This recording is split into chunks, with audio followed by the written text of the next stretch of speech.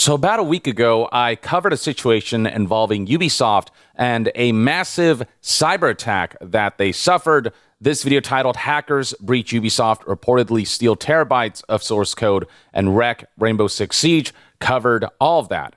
Now, at the time, while certain aspects of that hack we need to be definitive, there were other parts of the story where details were a little murky. So when it comes to the Rainbow Six Siege stuff, all of that turned out to be true. But when it comes to the other parts of the story, like how Ubisoft was allegedly hacked so thoroughly that terabytes worth of source code was leaked, or tons of game data and user data and whatnot made their way to hackers, that's an area where information is a bit murky. So in this video, we're going to highlight what information from this cyber attack is true and what information is false and what information has been clarified. So when it comes to Rainbow Six Siege, it is indeed true that we saw tons of people get banned and unbanned. It is true that we saw hackers take over the ban feed to the point where we started getting spam messages like these, where if you read the first word of these messages, you actually get full sentences and full messages. And then beyond that, we saw players receive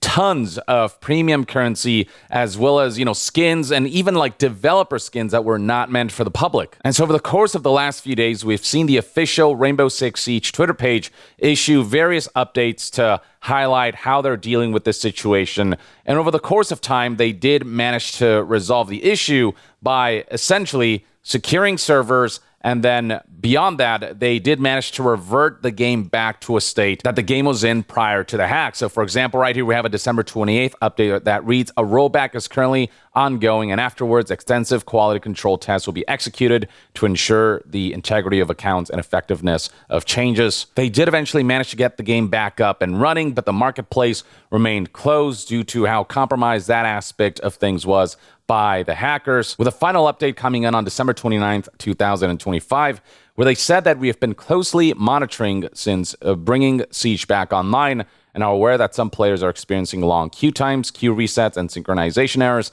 The issues regarding queue have now been resolved. We appreciate your patience as we work hard to investigate the cause of these known issues and ensure the whole community can get back to playing Siege. So yeah, Siege was completely brought to its knees by the hack that compromised many aspects of the game, and the most important aspect for Ubisoft, which is the marketplace and the monetization and the storefront. They did have backup measures in place to ensure that they could kind of roll everything back and make the game kind of the way it was before the hack happened. So all of that seems to have ultimately been resolved, with them still continuing maintenance and still, plugging some holes in their security. But then there's reports about how the Rainbow Six Siege hack was actually a distraction to steal the source code for almost every Ubisoft game ever made. And that's where reports surrounding this hack start to get a little murky. Here's another report saying that hackers exfiltrated terabytes of internal source code repositories covering nearly all games, tools, SDKs, and services from the 1990s to current projects, with claims stating that a MongoDB exploit, MongoDB being this cloud database service, had a vulnerability that was exploited in order for hackers to be able to gain access to what they did. For those who are interested in this MongoDB vulnerability being dubbed MongoBleed,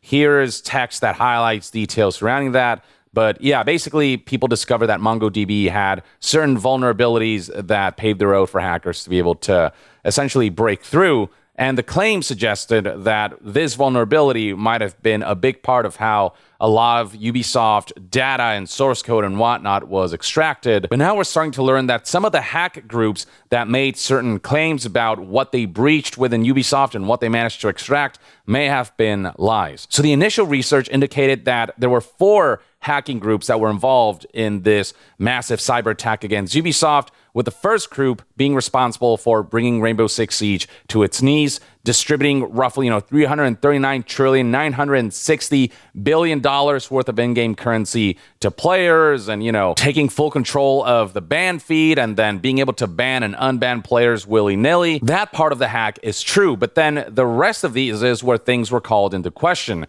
The second group claimed that they managed to extract tons of data from the 90s to the present, as far as like Ubisoft software development kits, multiplayer services, source code, etc. is concerned. A third group claimed that they compromised Ubisoft enough where they exfiltrated tons of user data by exploiting MongoDB via MongoBleed. And then a fourth group claimed that the second group was actually lying about all of their endeavors. And so yeah, the fact that certain hack groups were claiming that other hack groups were lying about their hack jobs against Ubisoft, their cyber attacks against Ubisoft, suggested that there's more to the story than meets the eye. And then, not long after all of this started to take place, on December 28th, 2025, news outlet Insider Gaming released the following report, whose headline reads, "Ubisoft hack is reportedly blown way out of proportion, say sources." Initially, there were claims suggesting that this massive breach resulted in 900 gigabytes of data being compromised. Allegedly, the data included source code, internal tools, and development materials of Ubisoft's upcoming and previous games.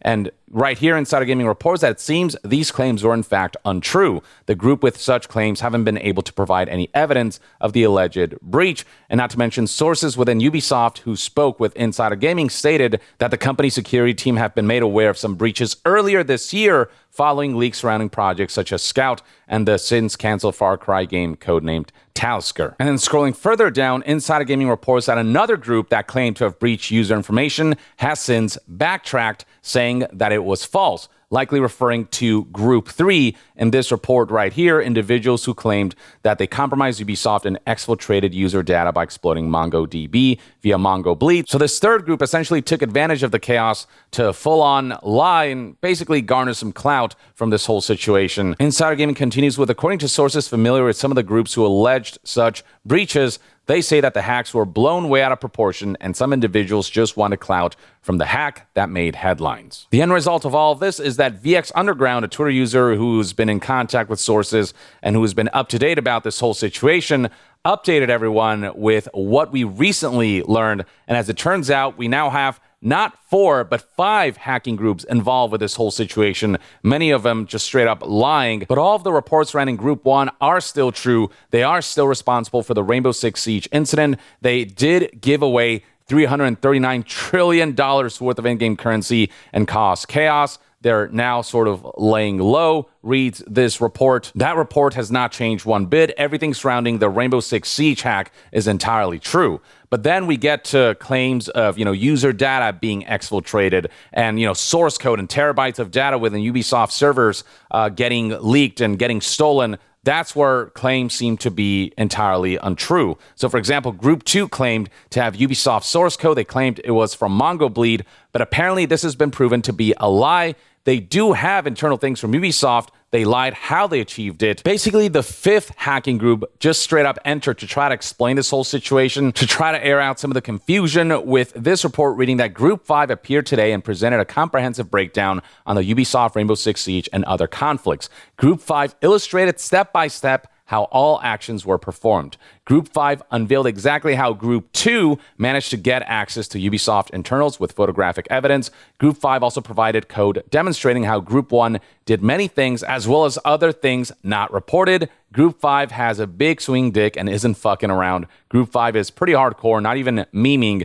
They're very intelligent and calculated in what they say and do. Group 5 probably make and sell cheats for Ubisoft games and are very talented reverse engineers. And then on top of that, Group 4 is also claiming that Group 2 is straight up lying. Group 4 says Group 2 is trying to bamboozle Group 1. Group 3 has also been caught lying, not being able to provide evidence that they did, in fact, compromise user data, with this report saying that they've been lying on Telegram to have compromised Ubisoft. They're using fake data to try to intimidate Ubisoft and Ubisoft customers to pay them money. They're all lying. So basically, they're trying to claim that they leaked user data to try to extort both Ubisoft and people who engage with Ubisoft services under false pretenses. Now, it seems as though Group 2 did manage to extract some internal things from Ubisoft, but their claims about how they utilize MongoBleed to extract, like terabytes worth of data and source code and all these things, that aspect seems to be being called into question from what I understand. Here we have a second reporter who kind of broke down this whole situation